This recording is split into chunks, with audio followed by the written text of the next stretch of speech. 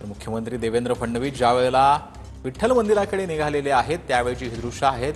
मुख्यमंत्री देवेंद्र फडणवीस आणि त्यांच्या पत्नी अमृता फडणवीस या ज्या आहेत त्या खास वेशभूषेमध्ये ज्या आहेत त्या आता विठ्ठल मंदिराकडे रवाना झालेले आहेत। एका वारकऱ्याची वेशभूषा जी आहे ती मुख्यमंत्री देवेंद्र फडणवीसांनी इथं परिधान केली आहे। त्यांच्यासोबत त्यांची मुलगी दिविजा आणि त्यांच्या पत्नी ज्या आहेत अमृता फडणवीस या देखील ज्या आहेत त्या पंढरपूरच्या विठ्ठल मंदिरामध्ये जे आहेत ते सध्या दाखल होतील।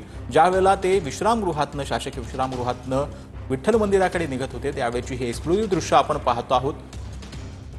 आता सध्या ही दृश्य आपण पाहतो आहोत जिथे मुख्यमंत्री देवेंद्र फडणवीस आणि त्यांच्या पत्नी ज्या आहेत ते आपल्या पत्नीसह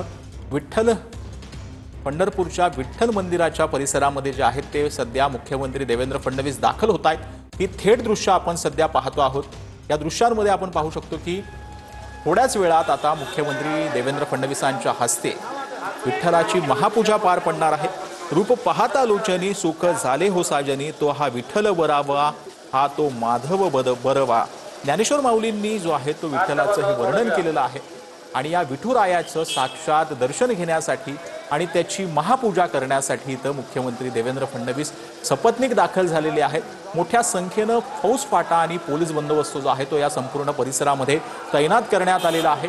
मुख्यमंत्री देवेंद्र फडणवीसांसह उगले दाम्पत्य जे आहे नाशिकचं त्यांना जे आहे ते या संपूर्ण महापूजेचा मान मिळालेला आहे आणि विठ्ठलाची पूजा जी आहे ते या राज्याचे मुख्यमंत्री देवेंद्र फडणवीस करतील।